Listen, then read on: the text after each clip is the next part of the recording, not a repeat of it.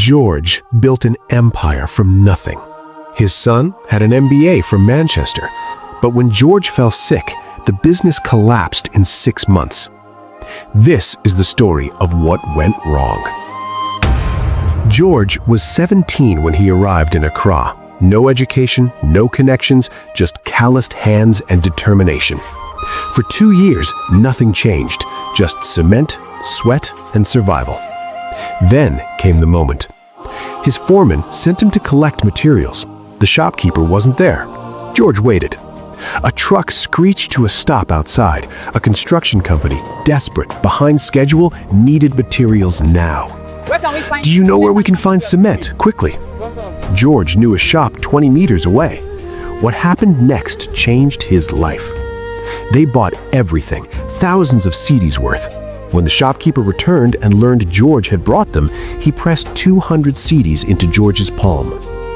George stared at the money, more than a week's wages for 10 minutes of work. That night, lying in his cramped room in Medina, George couldn't sleep. His mind was racing. What if I don't wait for accidents? What if I hunt for this? He started walking to construction sites. "Do you need materials?" The first 50 people said no. Why trust a barely literate laborer?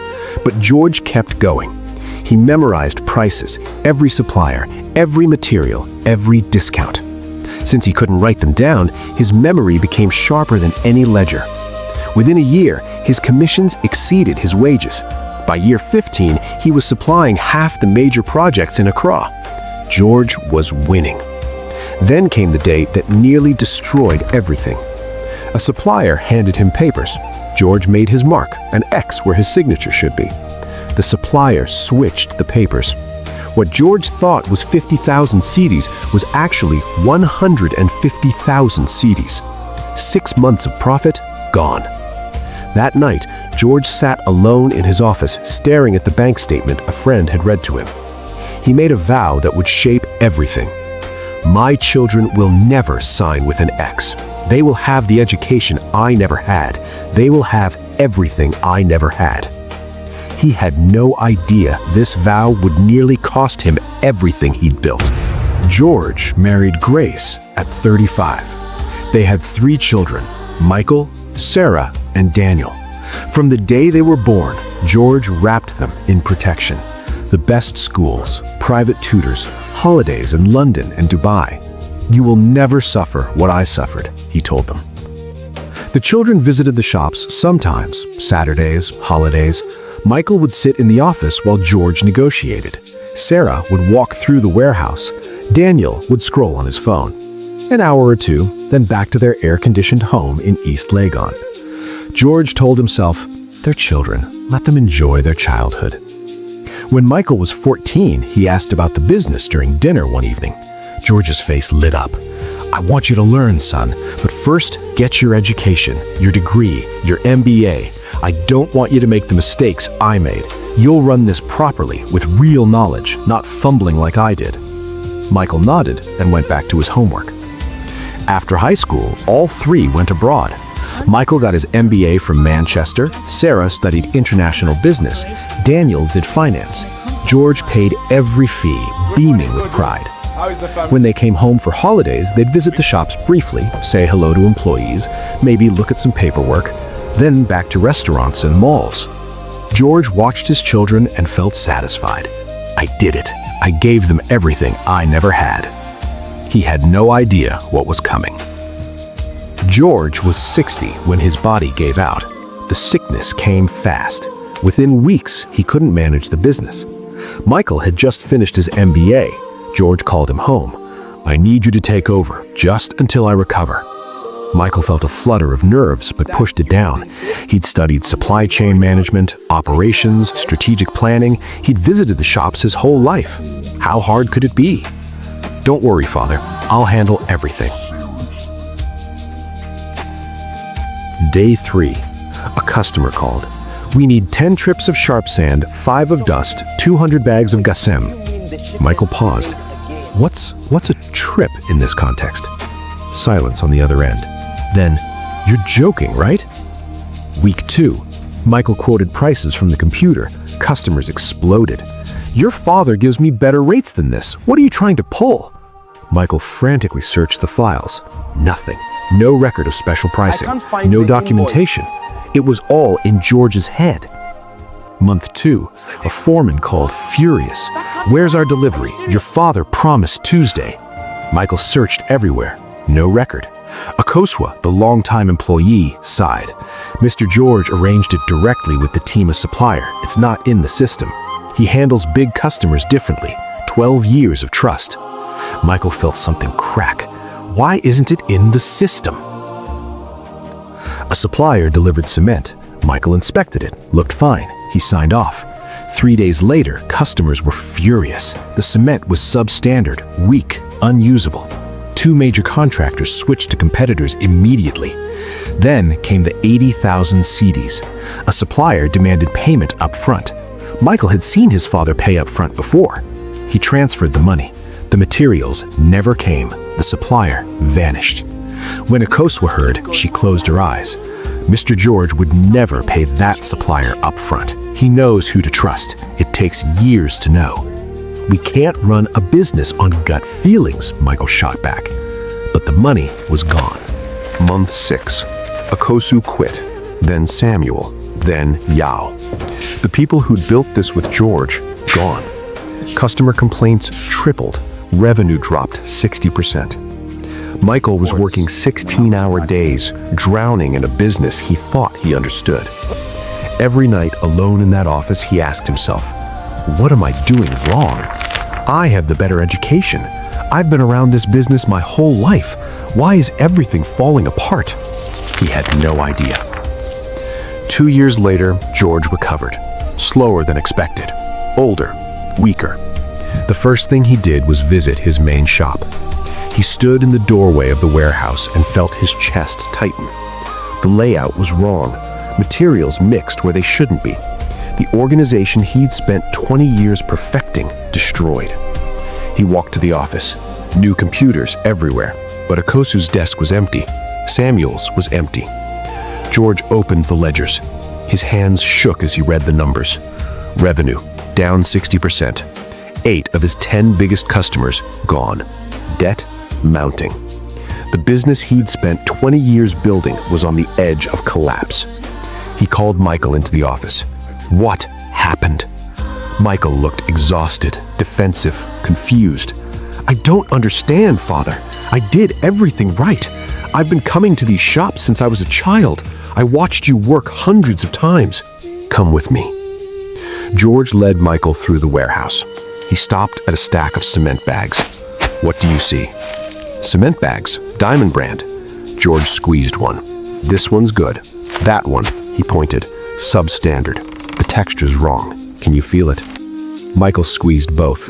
They feel the same to me. George moved to a ledger. Customer names, amounts, dates.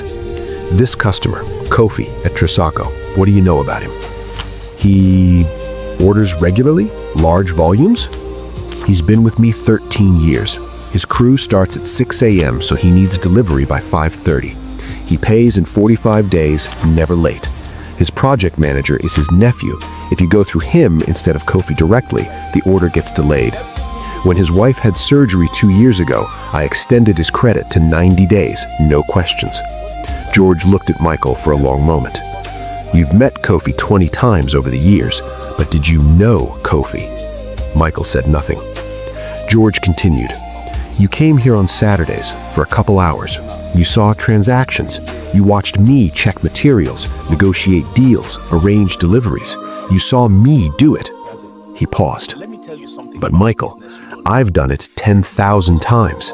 I've negotiated with Kofi 100 times. I know exactly when he's genuinely struggling versus when he's testing for a better price. I've checked 50,000 cement bags. My hands know quality before my brain does. I've had suppliers try to cheat me dozens of times. I can see it in their eyes now. George's voice grew quiet. You knew about this business, but you didn't know this business. Michael felt something breaking inside him. But Father, you always said education would help me avoid your mistakes. I said education would help you avoid my mistakes. I never said it would replace learning the business itself. George's eyes were sad but clear. Your MBA taught you how to analyze. It didn't teach you how to feel when someone's lying, how to know which customer's word is solid, how to sense when a supplier's quality is slipping. He gestured around the warehouse. These things can't be taught in a classroom. They can't be learned from weekend visits. They come from being here every day for years, making mistakes when they're small, building relationships from scratch, developing instincts through 10,000 repetitions. George looked at his son with something like grief. I wanted you to have education so you wouldn't struggle like I did, but I forgot to give you the one thing education can't teach: experience, the daily doing, the living of it. His voice dropped to almost a whisper. I gave you knowledge to avoid my mistakes, but I didn't give you the wisdom to run the business, and it nearly cost us everything. It took 3 years to rebuild what was lost in 2. George called back Akosua and Samuel. He visited every old customer personally, one handshake at a time. But this time, Michael came with him. Not for Saturday visits. Every day, 5:30 a.m., full time. You're going to live in this business now, George said. 6 months in the warehouse, learning every material by touch. 6 months at construction sites, learning what customers actually need. 6 months with Akosua, learning why some customers are worth trusting and others aren't. You'll make mistakes, small ones, while I'm here to catch them. Michael, humbled and hungry, did exactly that. He got his hands dusty. He learned to wake before dawn. He made mistakes and learned from them. He slowly, painfully built relationships with suppliers. His own relationships, not borrowed from his father's reputation. His MBA didn't become useless. Eventually, it gave him tools to scale what his father had built. Better inventory systems, strategic planning, financial modeling. But only after he learned what his father knew. Only after he stopped visiting and started living. The lesson. George built his empire from nothing. He wanted to give his children everything he never had: education, comfort, opportunity. He brought them to the business occasionally. They visited, they observed. George thought that was enough. It almost destroyed everything. You cannot inherit a business you only visited. Michael had an MBA and had been to the shops hundreds of times, but he'd never lived it. Never spent years making mistakes and learning from them. Never built his own relationships. Never developed the instincts that only come from daily immersion. Many successful parents make this mistake. They bring children to the business on weekends and holidays. The children see transactions, understand basics. The parents think they know how it works. They don't. They know what it looks like, not how it feels, how it flows, how to make the 1,000 small judgments that keep it running. Across Africa, businesses die with their founders, not because children are incapable or lack education, but because they visited instead of living. The most valuable inheritance isn't money or education, it's immersion, years of it, while the stakes are manageable and the teacher is present. You cannot inherit what you never truly learned. I am Obed Ampong. If this story made you think, share it with someone building something worth passing on.